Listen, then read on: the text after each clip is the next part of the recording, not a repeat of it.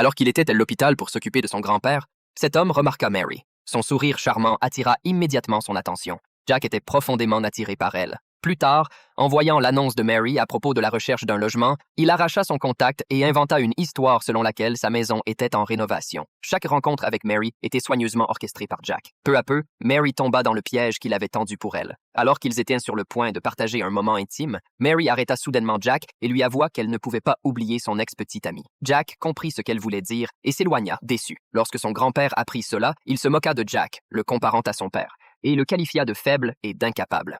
Ces mots blessèrent profondément l'estime de soi de Jack. Ce soir-là, alors que Mary dormait, Jack se faufila dans sa chambre. Il l'embrassa pendant qu'elle dormait, mais dès qu'il partit, Mary se réveilla. Elle remarqua accidentellement que Jack venait et sortait d'une pièce secrète, mais ne s'en soucia pas et partit. Pendant ce temps, Jack se cachait derrière la porte de la pièce secrète, en sueur. Un jour, Jack s'approcha de nouveau de Mary, tentant de gagner son cœur. Mais cette fois, Mary le repoussa fermement.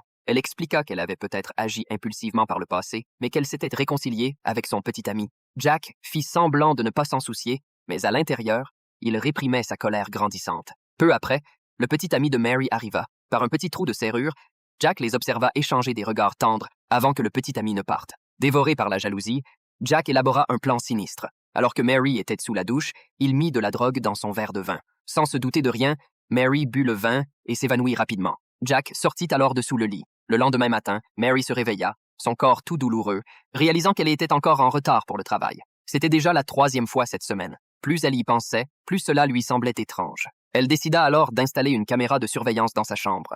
Depuis qu'elle s'était réconciliée avec son ex-petite amie, elle n'avait plus eu de nouvelles de Jack, ce qui le rendait furieux. Sa frustration et sa colère atteignirent un point critique. Dans un accès de folie, il tua accidentellement son grand-père.